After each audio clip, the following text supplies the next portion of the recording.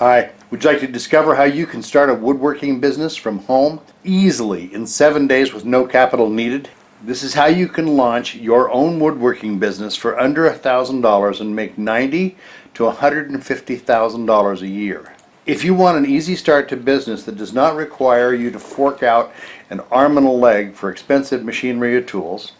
if you want a business that allows you to work from home and gives you more quality time with your family, if you want something that you can do in your spare time that does not interfere with your regular job,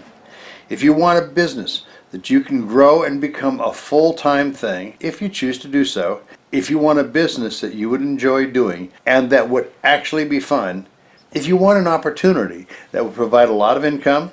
quickly and easily with the skills that you already have, then get ready to start a profitable business in the comfort of your own home with all of the plans and resources that you need. You will find your information link in the description box below this video. Thank you, and I'll see you inside.